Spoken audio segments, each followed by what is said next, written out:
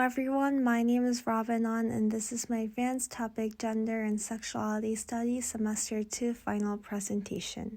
This semester, I focused on my guided question, how can I incorporate the Ray Friends block dolls to make APIs a more diverse, inclusive, and culturally respectful community? This project has a very special place in my heart. Malcolm X once said, education is the passport to the future, for tomorrow belongs to those who prepared for today. This semester, I approached my project with a two-tiered approach. First, I engaged in classroom learning, which I taught today's youth and tomorrow's future of APIS.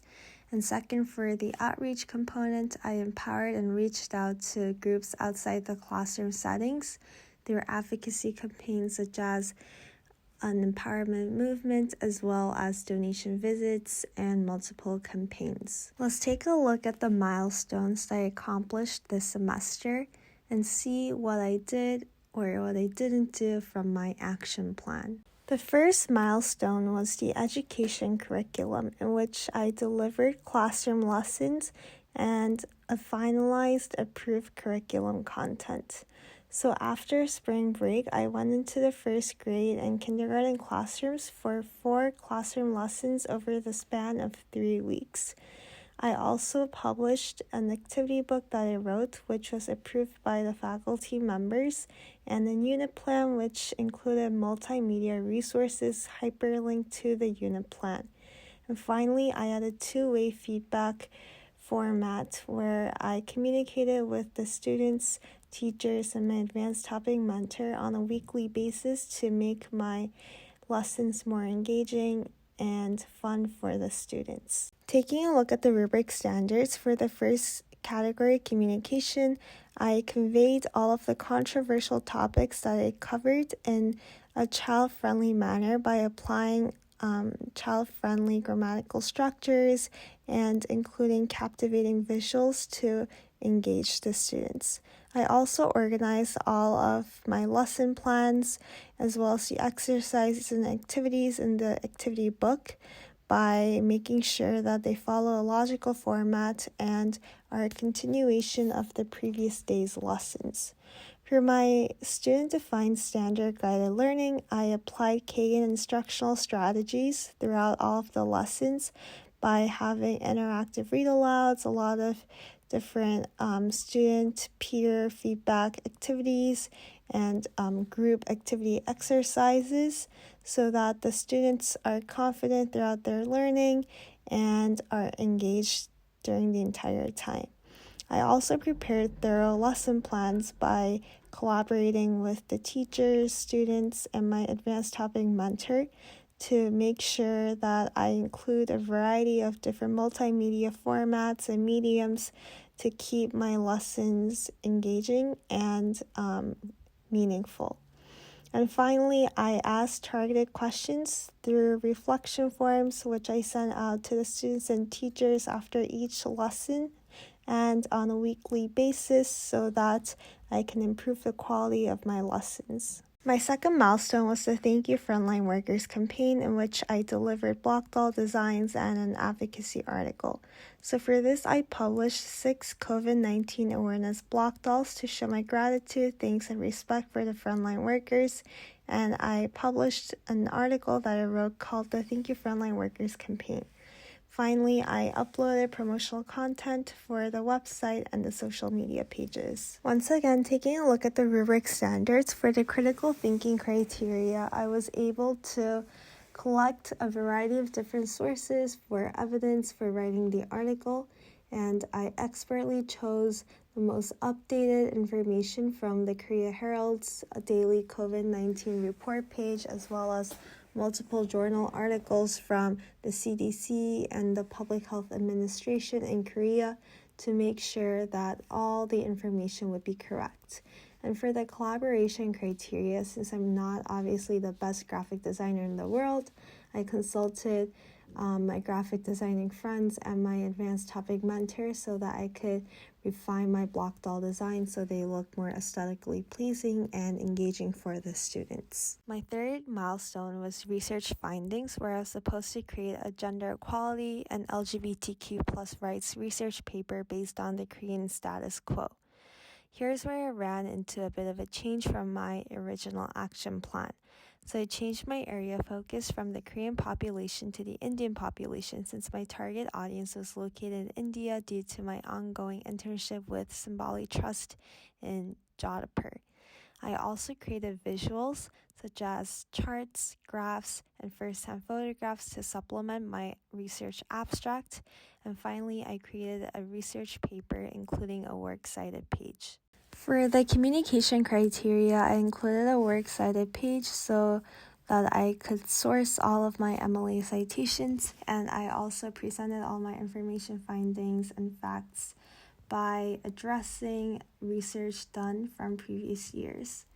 For the critical thinking criteria, I was able to draw conclusions based on my preliminary research as well as interview first-hand research that I've done, and by looking at previous years' journal articles and websites published from the United Nations page, NGOs in India, as well as Indian newspapers and journals.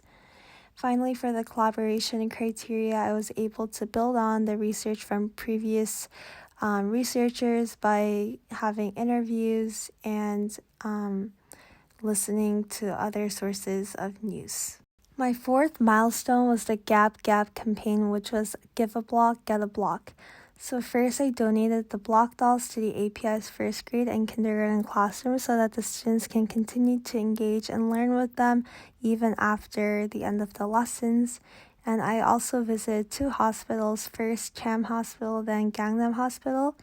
And finally, I visited the Dogok Orphanage. So in these 3 institutions, I did the same thing I did in the API's classrooms by doing read-alouds and providing lessons in the form of activity books, as well as using multimedia resources to the children there.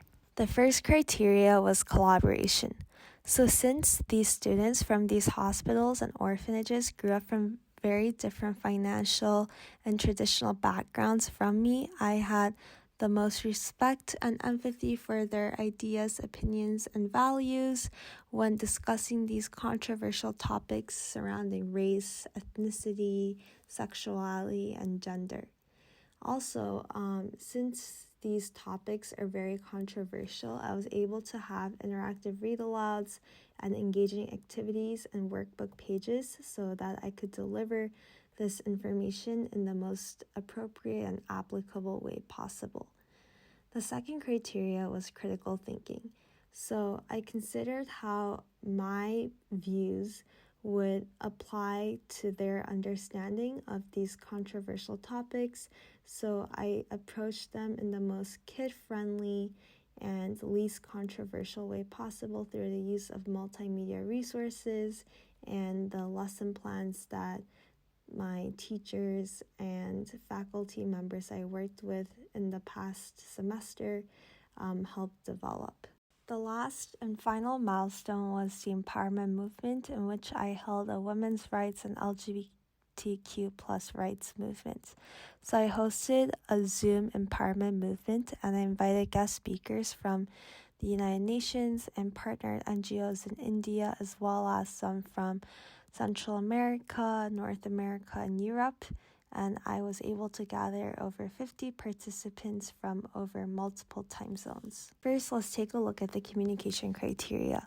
Since the movement included participants from multiple continents and all over the world, I had to be respectful of their unique views surrounding these controversial topics from their countries, so I showed strong cultural awareness by being respectful of their own perspectives. And for the collaboration criteria, I was able to host the meeting on Zoom and include a lot of different multimedia resources such as YouTube videos, Canva recorded presentations, Pear Deck slides, and interactive Zoom breakout rooms so that I used the most appropriate technological methods during this COVID-19 Zoom pandemic. Now let's take a look at some of the challenges that I faced this semester and how I overcame those challenges. First of all, due to my ongoing internship, I had to do all of the first grade and kindergarten lessons online, meaning that I had to make last-minute changes to all of the lesson plans and teaching formats I initially planned because some of the exercises and some of the activities just wouldn't allow to be done on an online format. And also it's really difficult to measure the students' progress and track time just because I couldn't see the students working on the activity books physically. So in order to overcome this challenge, I had to use multiple camera setups on Zoom. So I connected 3 different devices so that I could use one for presenting, one for sharing my screen, and one for walking around the classroom virtually so that I can see where the students are and how much more time I would need to allocate for each activity. The second was student participation. So since it was my first teaching experience, it was really difficult to engage all the students. So even though I tried using different teaching strategies like Kagan instructional methods, and I consulted a lot of different educational sources like online that teach you how to keep students, especially younger age groups, engaged. It was really difficult, and I think this is a challenge that every teacher runs into, especially when teaching a younger age group.